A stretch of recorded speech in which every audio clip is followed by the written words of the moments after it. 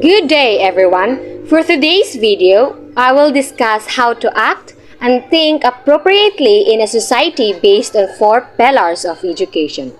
But first, let us know what the four pillars of education are. It is a central argument in that education is to succeed in its tasks.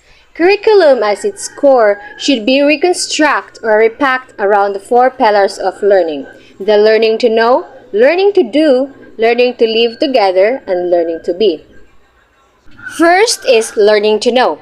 This type of learning is radically different from acquiring itemized codified information or factual knowledge, as often stressed in conventional curriculum and in rote learning. Rather, it implies the mastering of the instrument of knowledge themselves. Acquiring knowledge in a never-ending process can be enriched by all forms of experience. Learning to know includes the development of the faculties of memory, imagination, reasoning, problem-solving skills, and the ability to think in a coherent and critical way. It is a process of discovery which takes time and involves going more deeply into the information or knowledge delivered through subject teaching. Learning to know prepossesses learning to learn, calling upon the power of concentration, memory, and thought so as to benefit from ongoing educational opportunities continuously arising, formal or informally, throughout life. Therefore, learning to know can be regarded as both a means to an end in learning itself and in life.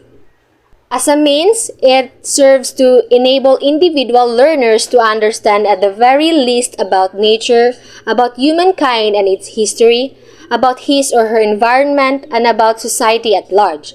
As an end, it enables the learner to experience the pleasure of knowing, discovering, and understanding as a process. Next is learning to do. This pillar of learning implies in the first place for application of what learners have learned or known into practices. It is closely linked to vocational technical education and work skills training.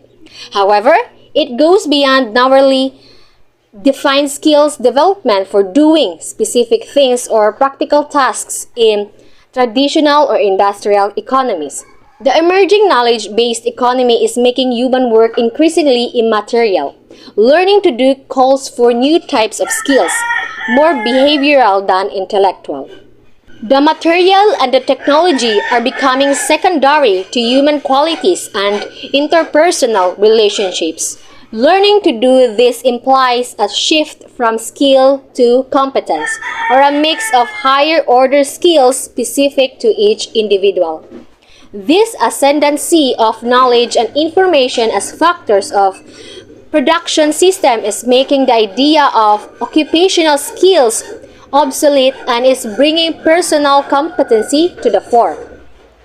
Thus, learning to do means, among other things, ability to communicate effectively with others, aptitude toward teamwork, social skills in building meaningful interpersonal relations, adaptability to change in the world of work and in social life, competency in transforming knowledge into innovations and job creation, and a readiness to take risks and resolve or manage conflicts.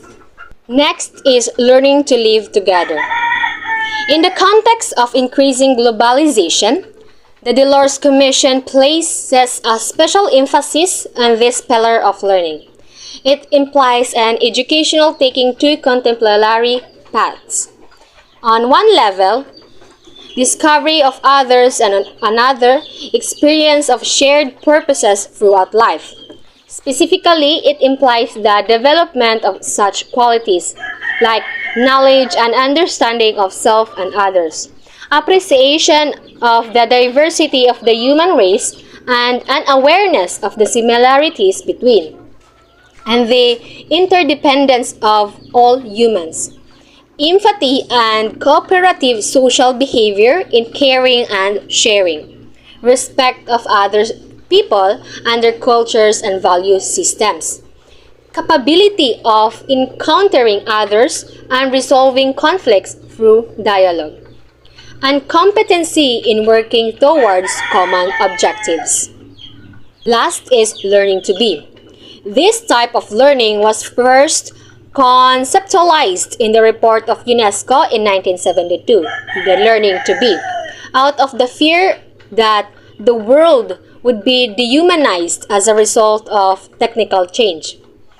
It was based on the principle that the aim of development is the complete fulfillment of man in all the richness of his personality, the complexity of his forms of expression and his various commitments as individual, member of a family and of a community, citizen and producer, inventor of techniques, and creative dreamer. Learning to be may thereof be interpreted in one way as learning to be human, through acquisition of knowledge, skills, and values conducive to personality development in its intellectual, moral, cultural, and physical dimensions. This implies a curriculum aiming at cultivating qualities of imagination and creativity, acquiring universally shared human values, developing acts of a person's potential, like the memory, reasoning, aesthetic sense, physical capacity and communication or the social skills, developing critical thinking and exercising independent judgment, and developing personal commitment and responsibility. It is important to note that the four pillars of education relate to all phases and areas of education. They support and interpenetrate one another and should therefore be applied as basic principles, cross-cutting themes, and generic competences for integration in and across subject area of learning domains. Now that you already know how to act and think in a society based on the four pillars of education, I hope that you will use this for future purposes. Thank you and see you next time.